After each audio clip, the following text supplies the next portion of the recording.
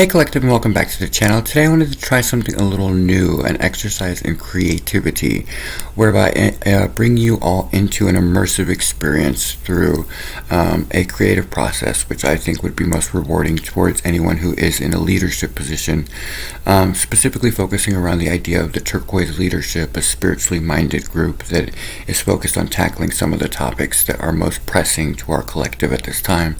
And so what I wanted us to do was go ahead and set this up and then do a exercise in which you are brought into the experience and then kind of do the resolution to why this is so interesting for us as a collective.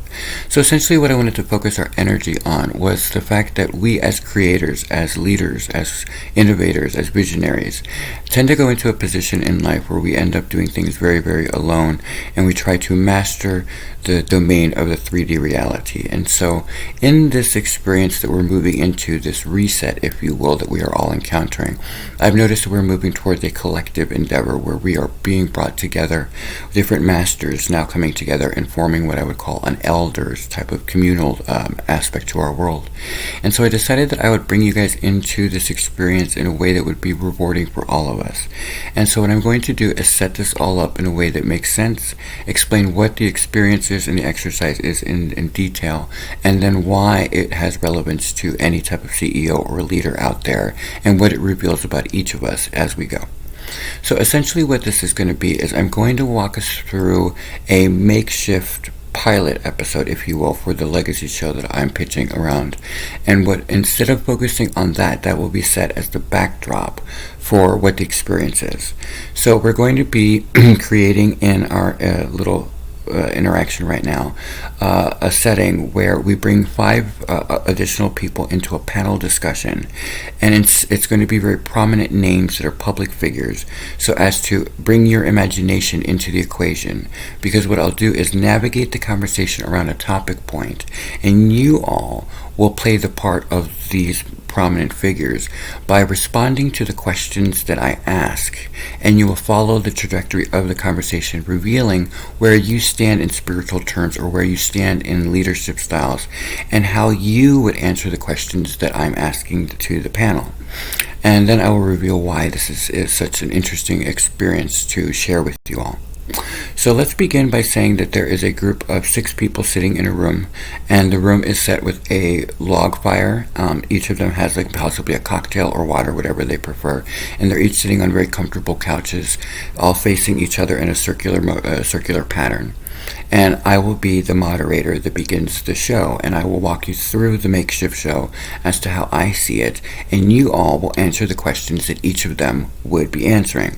Only bear in mind that your role here is to personify the best attributes of these very influential people, and use your own imagination and your own intellect to respond in the way that you think they would respond during the dead air space that I'm going to be leaving for the answer portion. And then we'll go into the resolution to it all and see how you guys feel about it then. So let's say that we're sitting in a cabin off in Maine or Virginia or somewhere, and everybody's very comfortable. They each have a glass of wine, and I would have a double vodka on the rocks, and we would be sitting there, and there would be a fire in the background, and I would begin the show.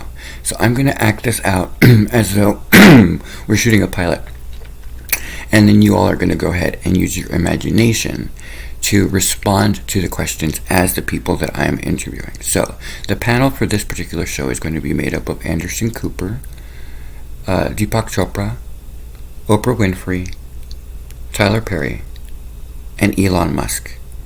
And the subject matter, the topic point for today's show, is going to center around the collective consciousness. What does it mean, and how does it relate to humanity at this crucial time? So I'm going to go through what it would be like to open the show. So welcome guys to the show. Today is going to be dedicated towards the collective consciousness, a consciousness that plays on the unconscious state that Carl Jung once referred to as the collective unconscious.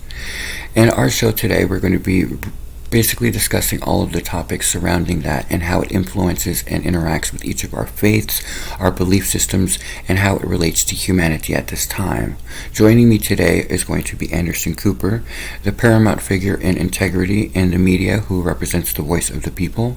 Next to him will be Deepak Chopra, the spiritual leader of all time, someone who's very instrumental in moving our collective into a higher vibration, into a new world. Next to him will be Miss Oprah Winfrey, a teacher, a world teacher that has single-handedly changed the way that we operate and has brought the divine love into our universe. Next to her will be joining us today will be Mr. Perry, an entertainer with values and someone who has single-handedly raised the vibration of humanity through leadership in a different style, a mogul, if you will, that has really changed our environment. And finally, last but not least, one of my heroes and someone I could probably spend hours talking to about the simulation or about different space things in the new frontier, Mr. Elon Musk is also joining us. Okay guys, welcome. First and foremost, I need to set up the stage for how this goes. As you all know, as we begin the show, we toast each other and we remember that everyone in this space is safe. Everyone here is together because we believe in a higher calling, and we're all here to bridge the gap between humanity. We're trying to unite our people, our different clans, and we're trying to find common ground so as to move this wheel of fortune for the collective forward. As we always say, what happens on the floor stays on the floor. Now let's begin. Cheers. When it comes to the collective consciousness, one of the things that we'll be discussing on this particular show is the fact that we seem to be running into an interaction within individuals who seem to be almost reluctant to deal with the topic. At the crux of the situation, I should say, is the fact that we as a population have this misconceived notion that to believe in a collective consciousness somehow removes our individuality. The thing about that is that every individual makes up the total sum of us, right? We are some ones, meaning the sum of one, a divine being, whatever you call it. You can call it God, Allah, the Messiah. You can call it, like I do, the great architect. You can call it whatever you want, but we all belong to something greater than us, an energy that we are a part of. Some people consider that to be us basically living as a simulation or part of a simulation that represents a total sum of someone with different queries running different questions and figuring out different lifelines. And some of us believe that we are like brain cells within an organism, and we each have our own course that we must take in order to resolve something and bring back the data. However we come to that, we do seem to share the experience that we are all on one planet, sharing one experience at this time. And so this show is dedicated towards the concept of how that is a collective venture, and how do we unite our clans to understand that it's not necessarily a bad thing to believe that we can be part of a single organism. After all, isn't that what faith is about? So to begin, I wanted to open with what the collective consciousness is versus Carl Jung's statement about the collective unconscious. So in Jung's statement, what he had mentioned is the collective unconsciousness is a network, if you will, something, an energy that's tapped into, whereby we are all connected in a subconscious state, and that by training and so forth, we are able to tap into that energy and bring that information forward, kind of like a memory Rolodex where we can pull data and share it amongst ourselves.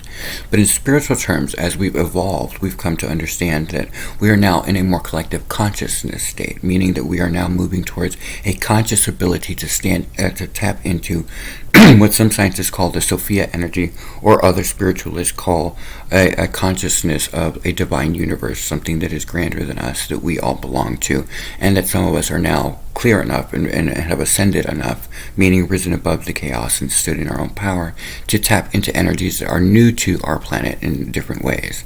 And so what I wanted to begin with is what some of the pushback is that we are experiencing, and how some people seem to find it as foreign to their environment. They seem to believe that it goes against their faith, or that it somehow goes against what they stand as reason or whatnot. And I just wanted to point out, beginning with Mr. Cooper here, Mr. Blue Eyes, let's begin with you. You are part of an incredibly powerful collective consciousness that actually exists, that people don't equate as a collective consciousness. It's one of two that are very, very prominently known to our universe, and it would be the media, which is basically the narrative that goes throughout our environment. And so I wanted to begin with you, and then its counterbalance would be the Central Intelligence Agency, which is a literal collective consciousness that runs with the government. So two different aspects that exist in our world, but that we may not have put into context until this moment now. So I wanted to ask you, Mr. Cooper, when it comes to this kind of thinking, what is it that you feel as a member of this particular intelligence that brings about such, the news of the day and brings about world unity? What do you feel is the biggest pro or con to this particular ideology? And do you find that there's any pushback with this type of sentiment in a non-biased way on your end or in the realm of your colleagues? Please go ahead.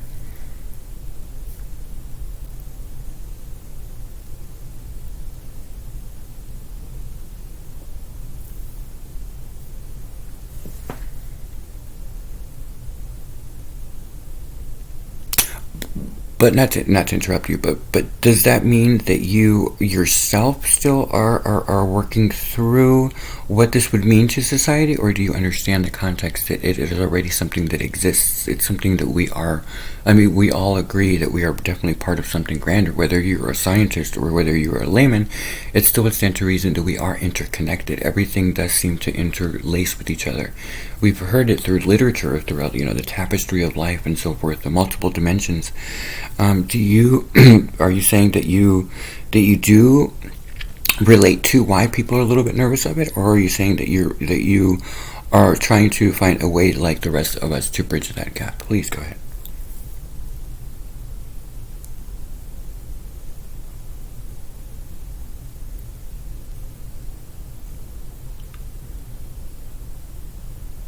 It's a very good point.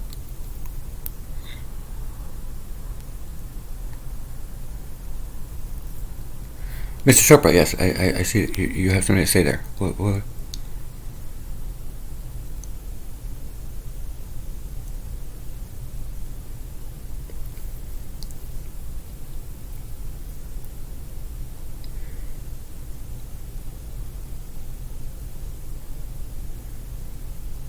So, Mr. Cooper, so you're basically saying that you do see the correlation between, like, the media and how the narrative that's going throughout our world right now is based on a central intelligence. I mean, when you guys get the, what do you call it? When you get the little ticker tape that goes off and something breaks, then you go to the wire. When you go to check the wire throughout the day, is that not a central intelligence? Is that not a collective consciousness? Right, right. And Mr. Tupper, you were just pointing out that in spiritual terms, it is something that is widely known. But what do you think is the pushback that we're then receiving? Do you agree with Mr. Cooper and what he was saying, or do you find that there's something else going on that makes people uncomfortable with the idea that they may not own the deity, but that they are part of something grander? And is it that we need to name the puppy? Is it that we need to have ownership over everyone else's opinion, or can we belong to a network that may or may not be under the same heading of their house? Like, is that the differential? And then Miss Winfrey, because I see your hand.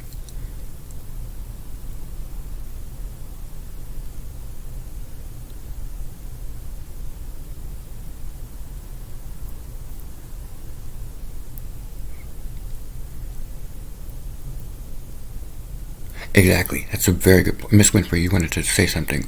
Now, you specifically have a very, very influential channel and a very influential, actually, network that you're doing. And one of the things I've noticed is you do Super Soul Sunday. And so, would you care to share with us in this what you're about to say and what is going on in spiritual terms as far as the soul's evolution and how that might integrate into the collective consciousness? Or do you find it to be a little bit of like a frou-frou type of thing? Please go ahead. You were going to say something. Yes, ma'am.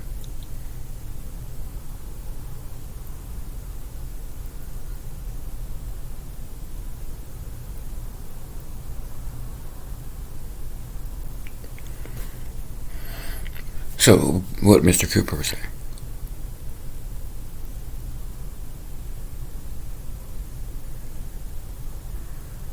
I see, Mr. Musk, yes.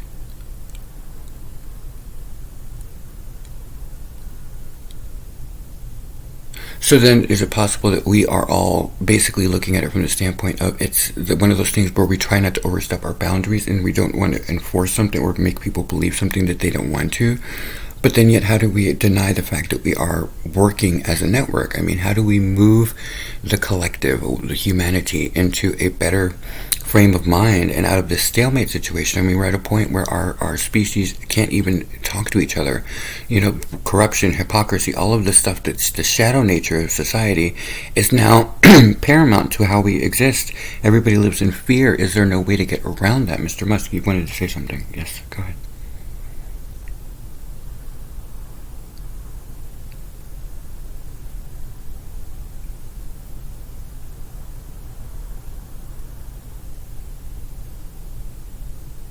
So that's from like a stance of like science, right? That's from, well, yeah, we're science and spirituality. I mean that's where we're moving. So it's great to hear you say that. But I guess my question to you is from the standpoint of the fact that we, you and I specifically, do share in common that we do find this to be a simulation of some kind. Is there not something that would be a narrative that comes with the simulation that would tell people that would like maybe send information to people in different ways, like, you know, with the media they have the wire, with science you guys have logic, with spiritualists we have a divine connection, with Miss Winfrey and Mr. Perry, who is going to be next, we have intuition. So isn't that all part of a simulation that connects to a mainframe somewhere, whether it's computer or whether it's a deity?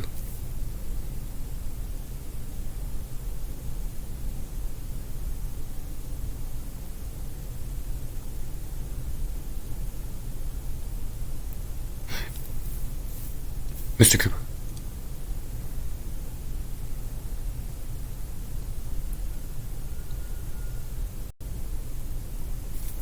Okay, so now we're at a point where the logic, spirituality, and we're basically the four corners come to meet.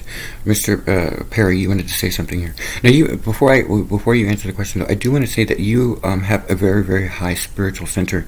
You did an incredibly powerful piece with Passion of the Christ, and if I remember correctly, you were the narrator of it, and you were in New Orleans at the time when you shot live, and I was there.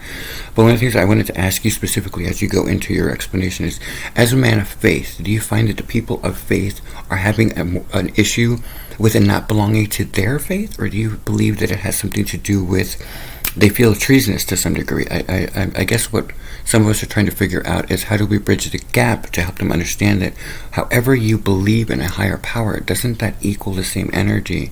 And wouldn't allowing ourselves to come to the table and unite in the middle, wouldn't that then make it better for the holiest of highs? Please go ahead.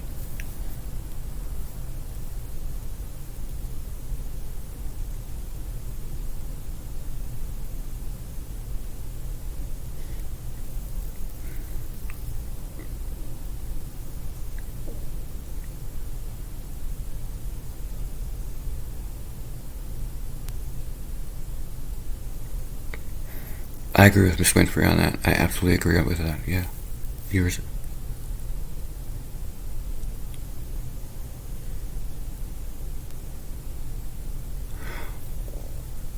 Okay, Mr. Chopra,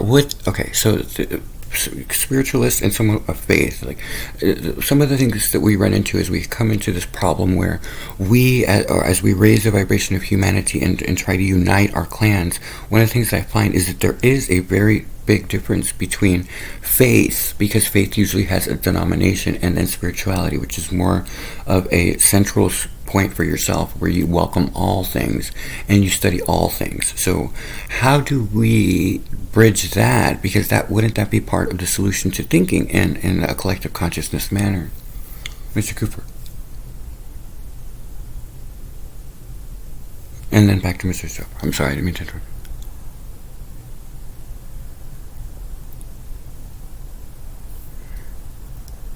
Yeah.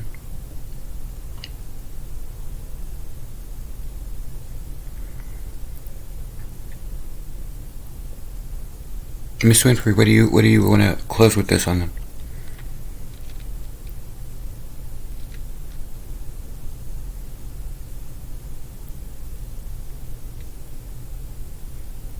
right, panel. So basically, we're making our way here. So essentially, what we're finding is that in order to really truly explore this, we would literally need to find a way to kind of lower the walls that every one of us has, and maybe look at this from a standpoint of a unified stance. So why don't we end on this note, and then I'll close out with one of my heroes, Mr. Musk here, but. When it comes to leadership of any type of new world or old world or traditional world or whatnot, how do we as leaders inspire the people to be heard, to make their own decisions, to stand in their faith, but to be allowing of other people to have their faith? How do we unite a planet that is so divisive and so enslaved into this system where they believe that they can't think outside the box, or that they can't explore a collective vision, that they can't tap into a divine universe? I mean, isn't that something that would be most rewarding to our people? A space that allows humanity to come together and to actually focus their energies on solutions, things that bring child trafficking to an end, things that bring slavery to an end, hypocrisy, child molestation. All of these things are just not needed in our world. They need to stop. Wouldn't us coming together as a leadership, a true new leadership that focuses our energy on unity, wouldn't that beget a higher resonance and a higher vibration for the divine universe, for God, for Allah, for all of these energies? Wouldn't that powerful moment bring the world closer to being the love that God wants for us, being the dream that He wants for us, being the vision that He has for our lives? Isn't that our end goal? Right? Mr. Musk, let me give you the honor to close out. Please, sir, what would you like to say to end this?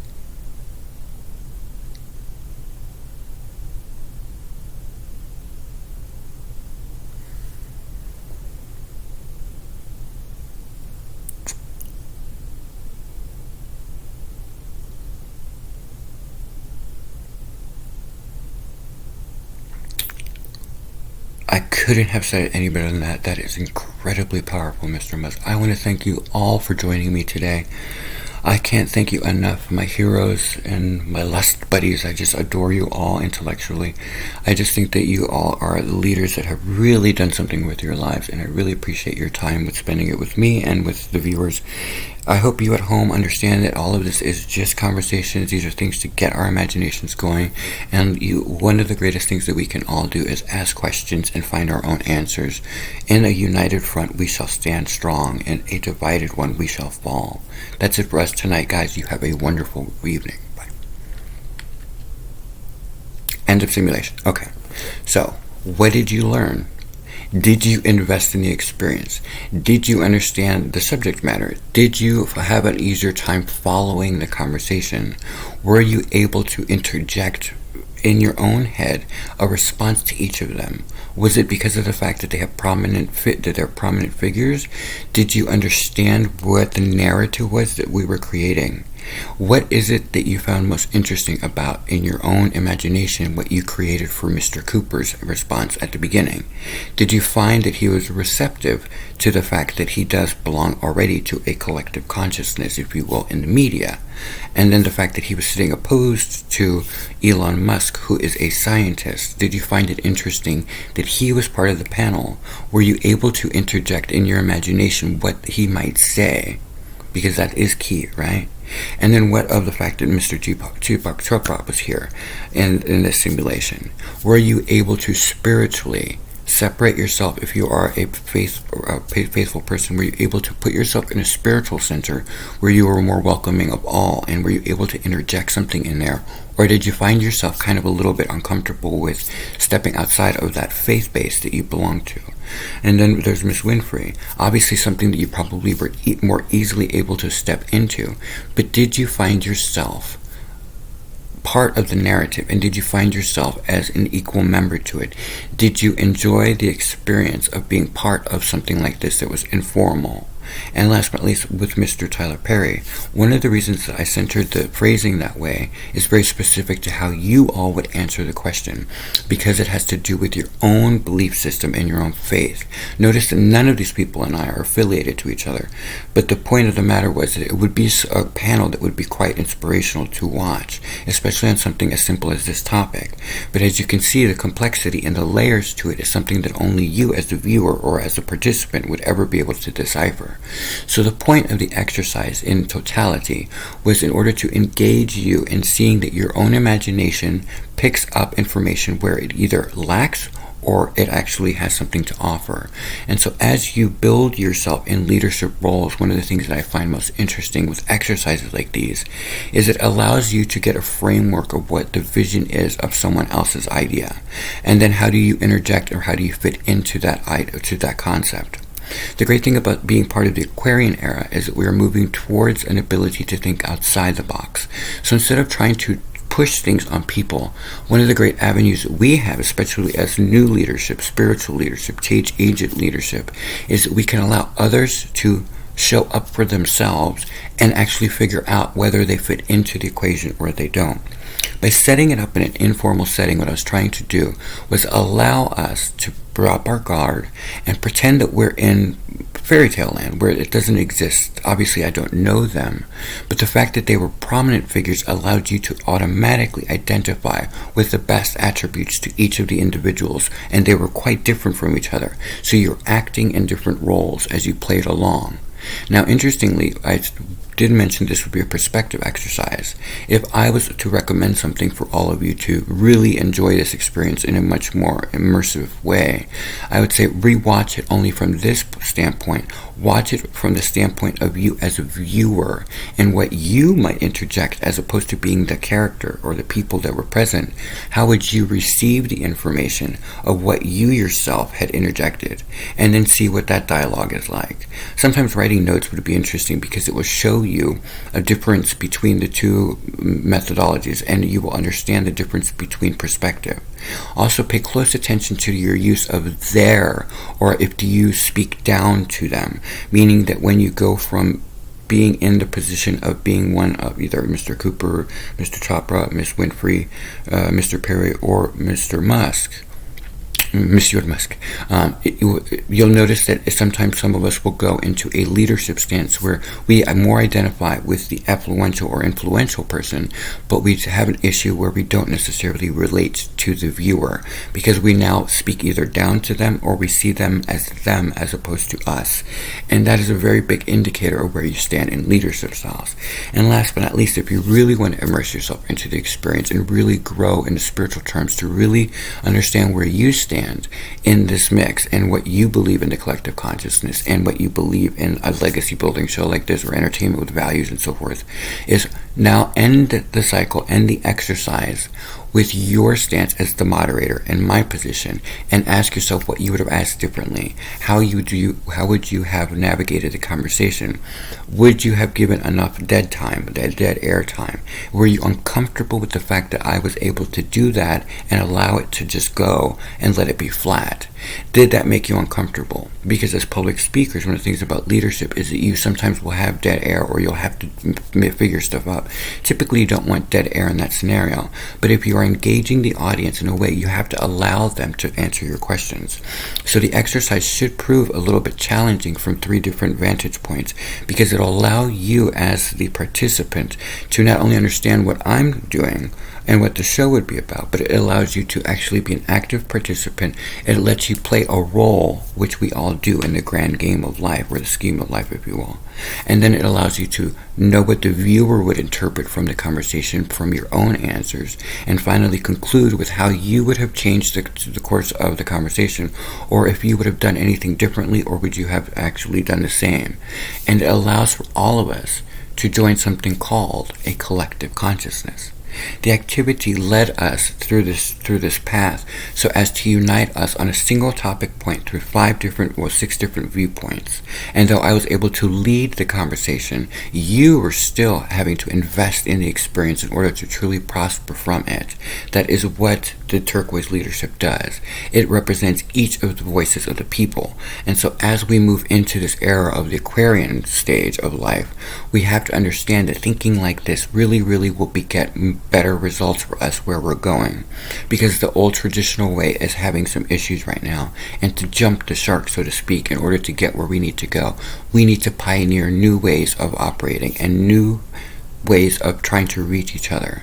As you can see, each of these individuals would be incredible wins, if you will, for me to pick their brains. And I use the same people over and over again because they are public figures and because of the fact that I do respect them. So I never will come across as being disrespectful, even in makeshift anything. As you notice, it was very nurturing, and it was about uniting everybody.